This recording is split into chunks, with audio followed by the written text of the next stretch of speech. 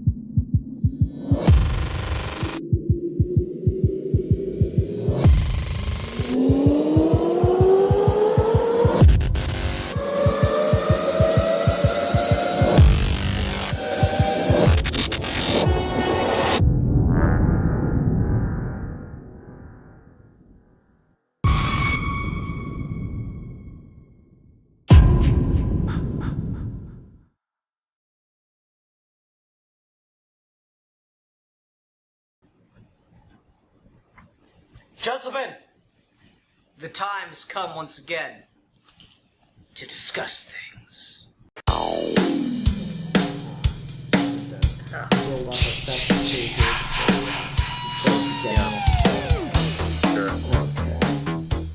Well, that should do it.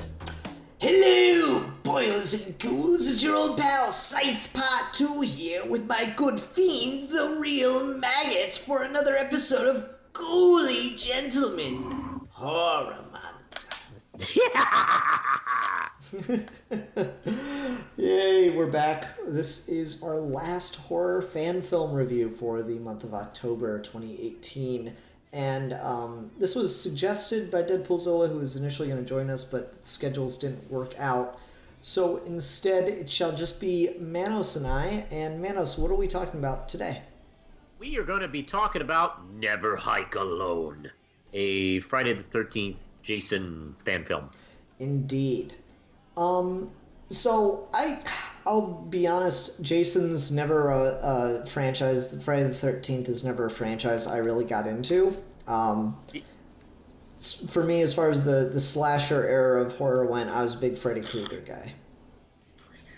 True, I do like Freddy Krueger much better. I've never been an admirer of the Friday the 13th franchise. I have to respect its place in history and what it's done, but I don't like the series, frankly.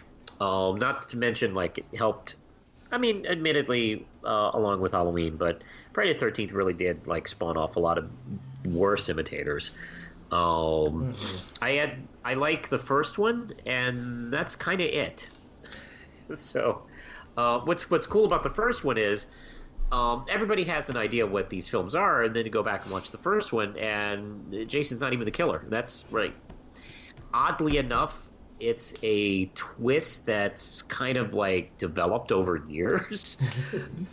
So you know the fandom and the legacy of Jason kind of tricks you with the first movie, which is really cool.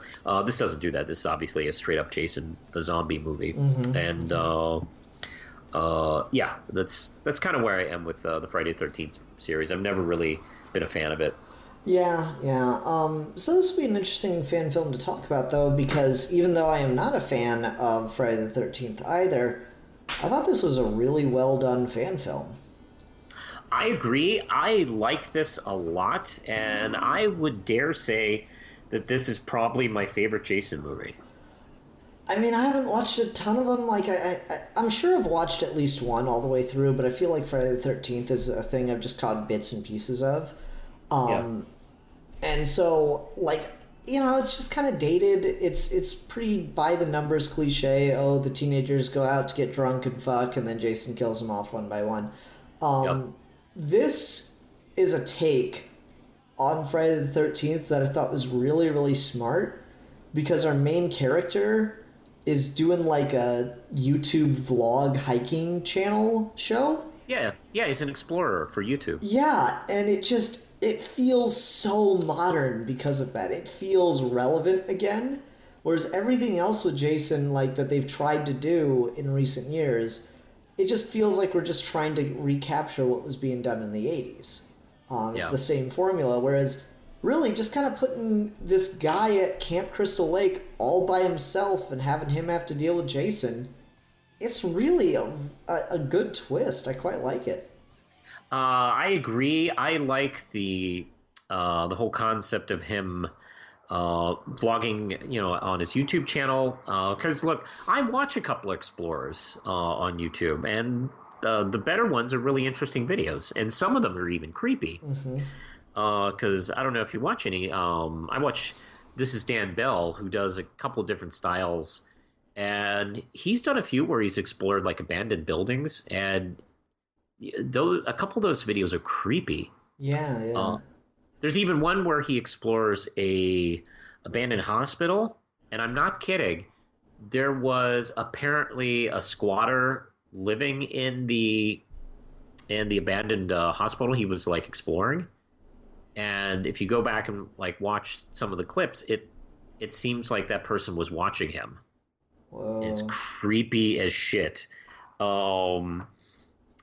And that kind of I was reminded of that when I was watching it, and it's a really, you're right, it's a very modern way of doing things without seeming like you're trying to be hip with the kids. It feels really natural now. Yeah. It feels like this is just the kind of situation that someone could believably get into, and then we're just throwing the classic character on top of it. Correct. And I was really thankful they didn't make him an unlikable douche bro or something like that. Like they didn't go for the Eli Roth method. Because what's cool is, yeah, he's a likable enough guy. He looks. I mean, what's cool is it really does seem like he has a channel. Like it really is. It comes across pretty believable. Like he doesn't say anything too over the top ridiculous. It does seem like any channel I would watch. And what's cool about that concept is that it gives, even though he's by himself, it gives him someone to play off of. He's doing dialogue with us. Yeah.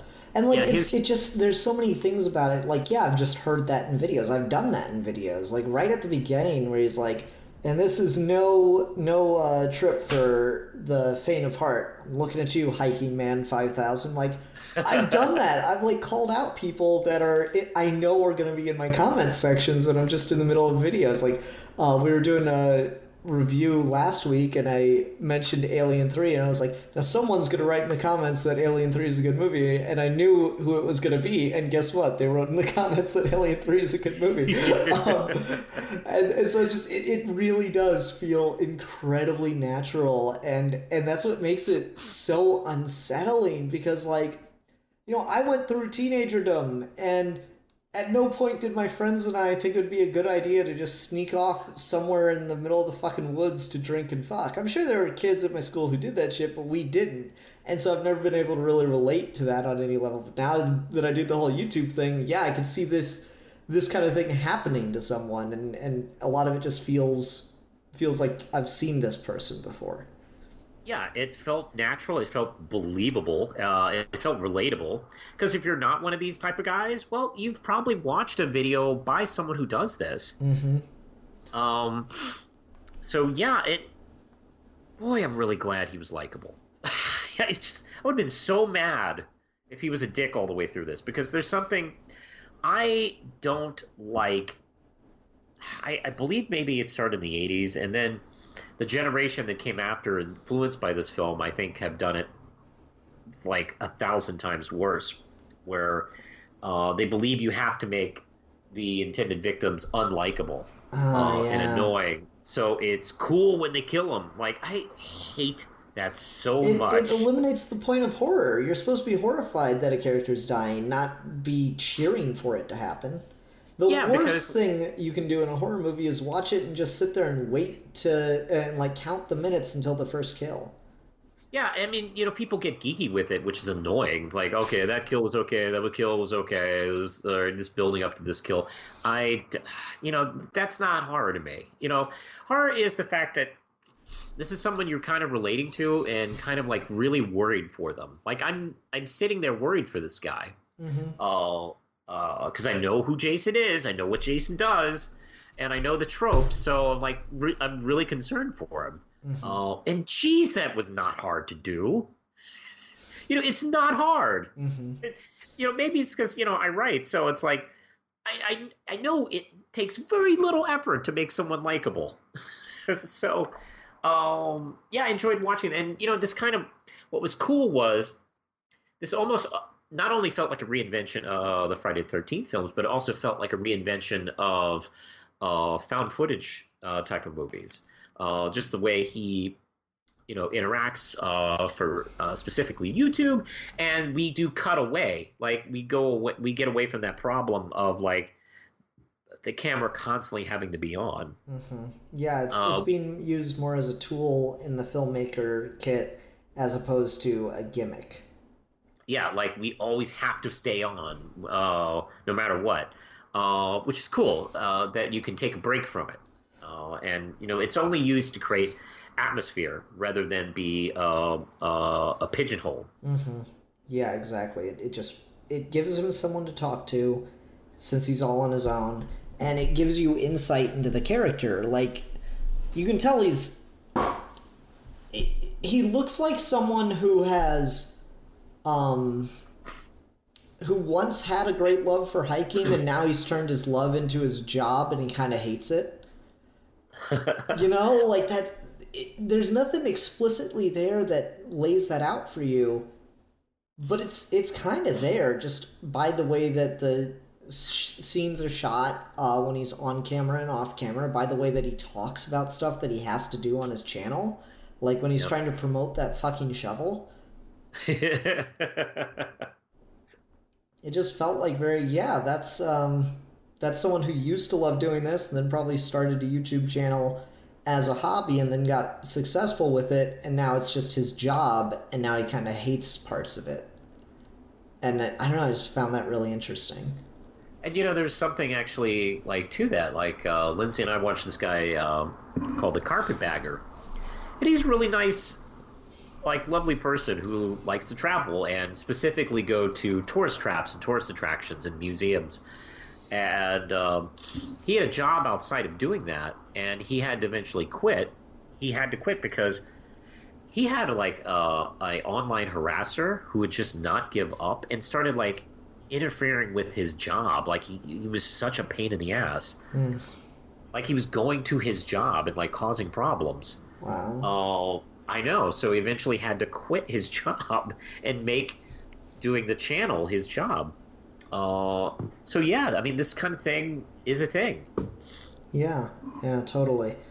So I don't know, it's just interesting to see that aspect of a character, and just having him talk to the camera every so often just makes it feel really interesting. And then you kind of get the false authenticity side of things too, which I thought was really cool. Like when he's walking around Camp Crystal Lake and he's pretty freaked out by it.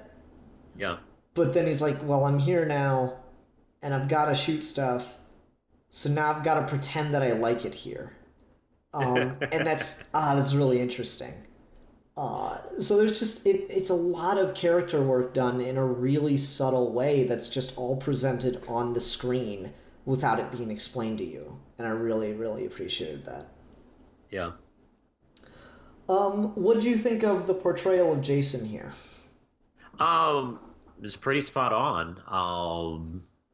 I like that he is kind of like, he's kind of hunting him. He's taking his time. This is kind of classic Jason, in a good way. Mm-hmm. I prefer the zombie Jason because, frankly, regular person Jason can be beaten. Mm-hmm. Like zombie Jason just gives people more of a problem. I do like the fact that he tries to fight Jason for a minute. Like it Couple actually times. builds. Yeah, a couple of times. Like it really is pretty realistic about it because yeah, I mean if someone was hiking in the woods and somebody attacked them, they would go into fight or flight mode, and he of course tries to fight him off, and then very quickly realizes this guy's different. Mm-hmm. He's much more powerful than he would have anticipated, Mm-hmm. and the problems just increase as we kind of layer. I like how it. Yeah, Jason isn't overly stupid. Mm-hmm. And he isn't overly powerful too. Yeah, like they don't do the thing with Jason that kind of drives me crazy, the serial killer movie cliche where they just they have fucking Nightcrawler's teleportation powers is the only logical explanation you get, where they just magically appear in front of a person that the person was just running away from them. So Jason does his walk everywhere, but it's made pretty clear that he's a good deal behind our main character. The name's escaping me at the moment. Yeah, they do that once, but that's only when he's stalking him. Mm-hmm. But when he's chasing him, no, it's pretty believable, and I that does drive me crazy too. It's like, well, geez, why should I get upset? Mm-hmm. If you can just kill him at any time, it doesn't matter. He can walk at any speed, and he catches up to him. Yeah, he teleports. Exactly. So there's even a moment where Jason turns around to grab his machete, and he disappears on him, which I liked a lot. Mm-hmm. That was It's good. like, hey, yeah, you don't like it when it happens to you, does it? Yeah, fucking Batman up in this bitch. Yeah. Yeah, no, totally. So that's really cool and interesting. I also just like the way that Jason is kind of portrayed as just a little extra creepy here. Yeah. I just like that we found Jason's room, and he reads the card, and it's just, and he's there the whole time listening, and it's just eerie. Jason walking around kind of in the background of that one shot before the two even have any interaction. That's really good stuff too. He's just kind of like this animal prowling around the woods. It's really cool, and they solidify that because our first taste of Jason in this is a coyote or a pack of coyotes being killed, and the implications they're killed by Jason. Mm-hmm. And I like that we only see him reacting to it. That's when they, I think they pretty much primarily use the V-logging POV, which that works to its advantage. Mm-hmm. It almost reminded me of Blair Witch. Yeah, except not an hour and a half long and super boring. Yeah. Yeah, no, so it's a lot of really smart choices in here that I quite appreciate from it. A lot of cool ideas going on in this one. Oh yeah, and oh my God, it just feels. Look, I've seen more Jason movies than you, and even when they try and change things up, like the stupid space movie, or even Fighting Freddy, I mean, it's the same kind of people he's killing over and over again, and they still have the same kind of vibe. This really did break out of that mold, and it's still in Camp Crystal Lake, and it's still classic Jason. They didn't have to reinvent the wheel too much or try too hard to mix things up a bit. Yeah, they just changed the kind of person that's got to deal with Jason now in a very believable scenario. Yeah. And what I really like about it is one of the things that happens in a lot of horror movies is, why don't these people just leave? Why don't they just go away? And our guy here can't. When he's trying to just run away, get away from it, naturally as his first result, he hurts himself in such a significant way that if he doesn't do something about it, he's going to die. So it forces him to go back to Jason. And it forces him to be in this situation with Jason, as opposed to contriving something. It's pretty clear that he doesn't want to be dealing with Jason. He wants to be the fuck out of there, but he has no choice. Whereas a lot of other horror films, that do this kind of thing, they get in the set of like, oh, we've got to stop him. No, you suck at stopping him. Just leave.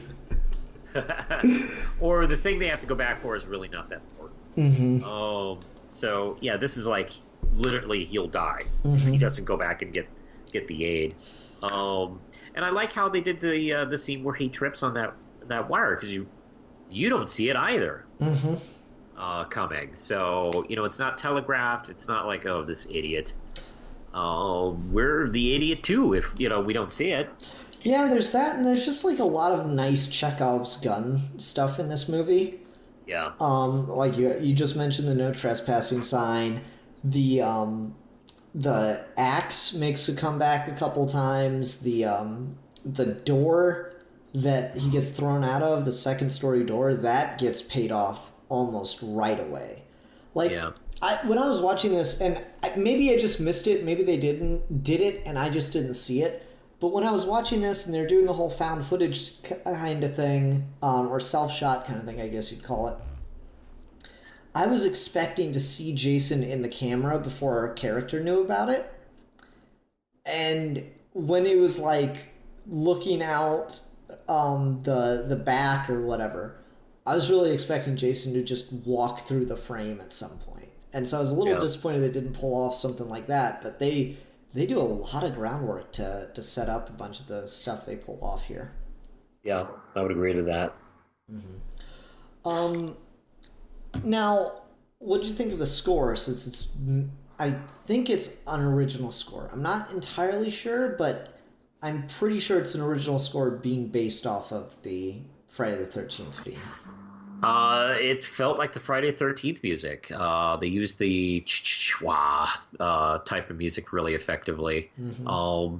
I mean, this is there's like a couple of the tropes that I'm used to seeing done well. Like really, like they put some friggin' effort into this, and the same things I've seen a billion times and have not been impressed by are actually creepy. Mm-hmm. Like the music's creepy. And of course I've already mentioned Jason. Jason stalking around is creepy.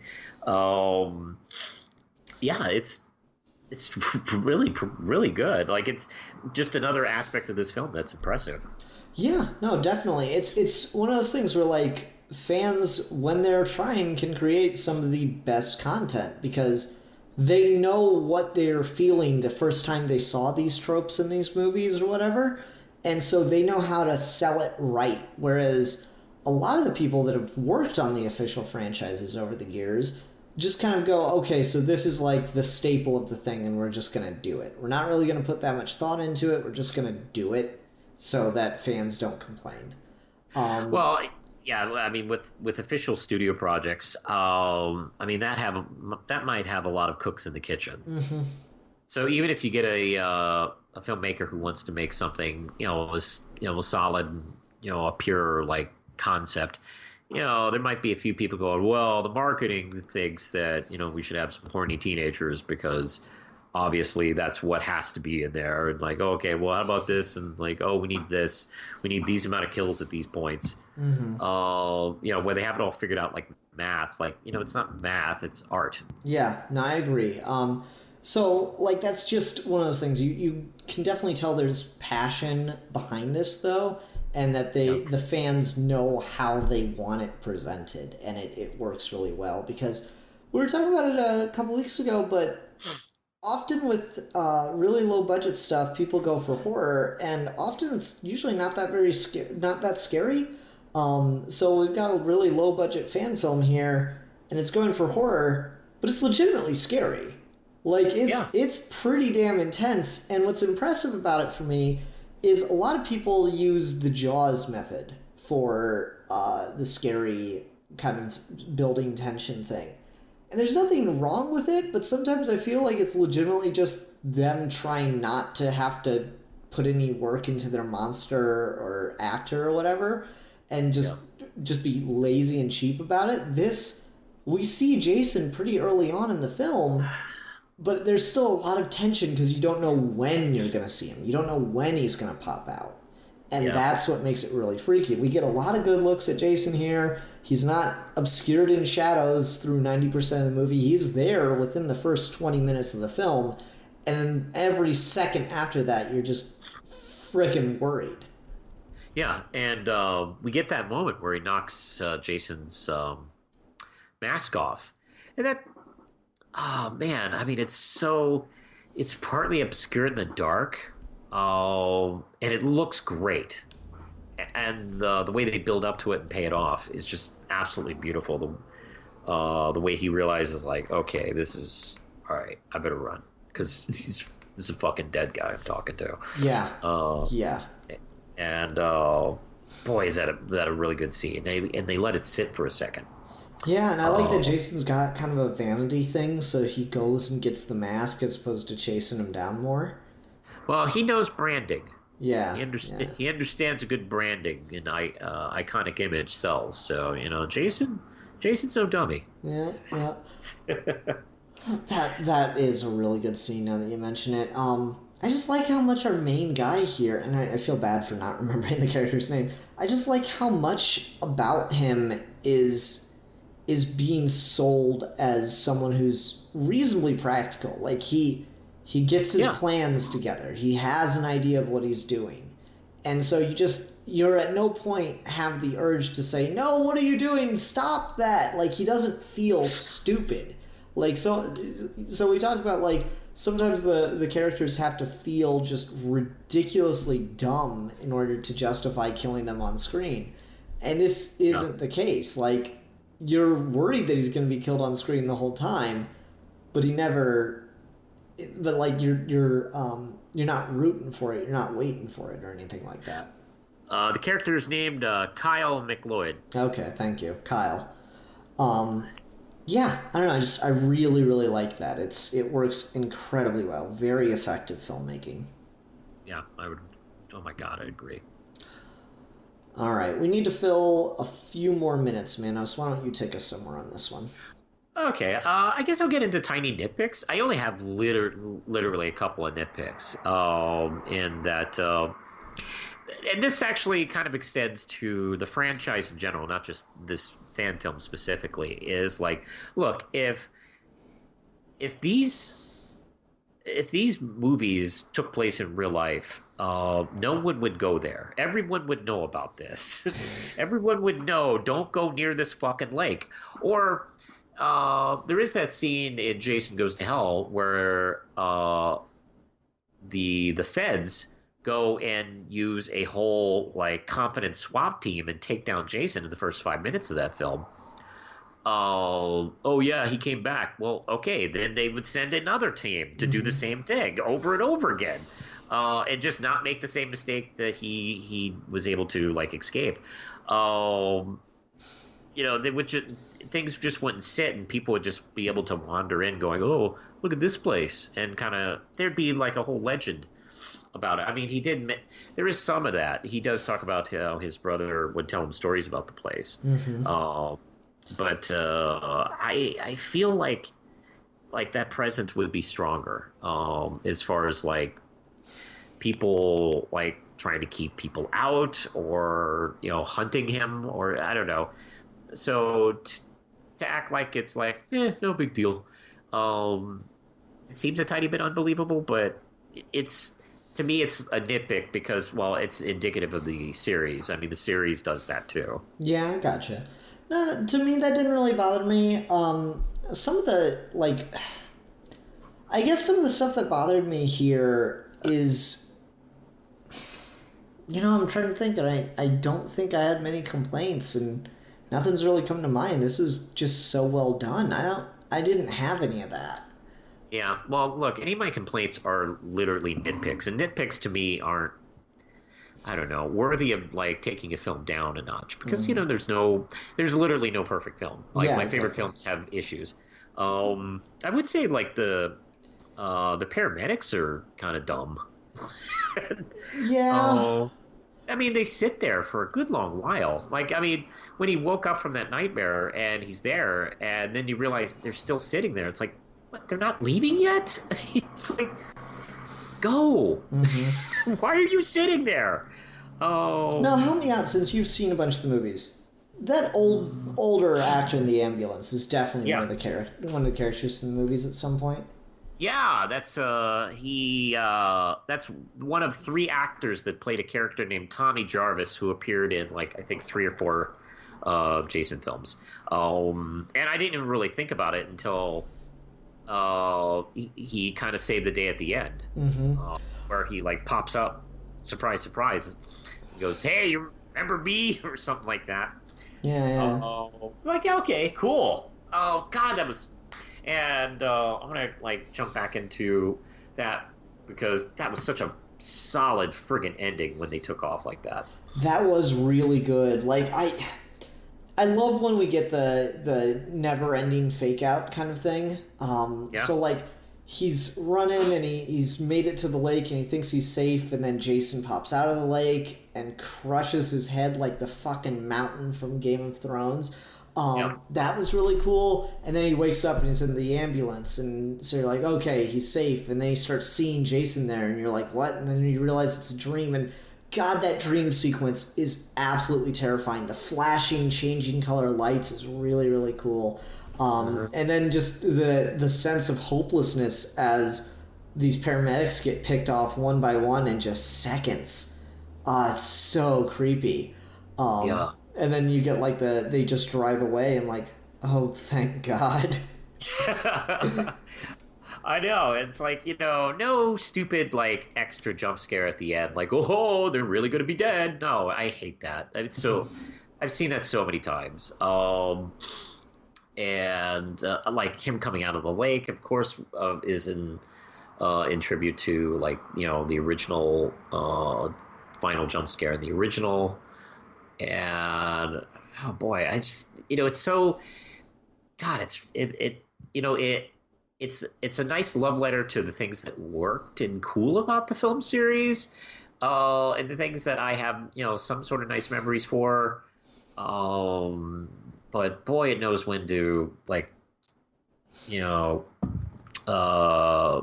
ship and kind of do its own thing. And this is easily the best Friday the 13th film I've seen. Yeah, I'd agree. Like, it just works here a lot better. And, there's like only 2 deaths. It's kind of crazy. And they come at the end. Yeah. One thing I really liked as far as the filmmaking went was the little evidence tags, crime scene tags, whatever those were. Yeah. Those were a fantastic visual narrative device.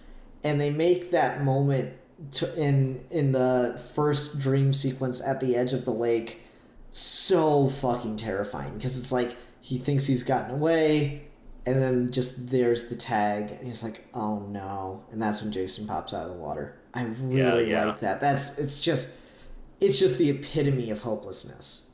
Yes. I really, really appreciated that.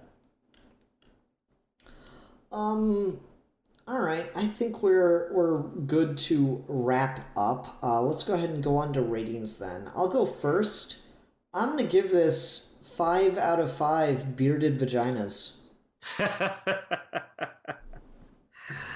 I'm going to give this 5 out of 5 dead coyotes. Cool.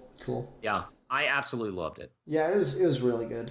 All right, Manos, that was our last horror fan film review. Yeah. Yes. So we are ending Geeky Gentleman Horror Month, and so next week for fan film reviews, it'll actually be the very first day of Geeky Gentleman History Month. We'll need a historical-based fan film. So what are we talking about, sir? Well, we are going to be talking about a film that I think kind of will make a nice transition from horror to history. It is a untitled Predator fan film where it takes place, I believe, in World War II. Nice. I'm excited. All right, everyone, thank you very much for watching. Until next time, I am the philosopher. And I'm the realist.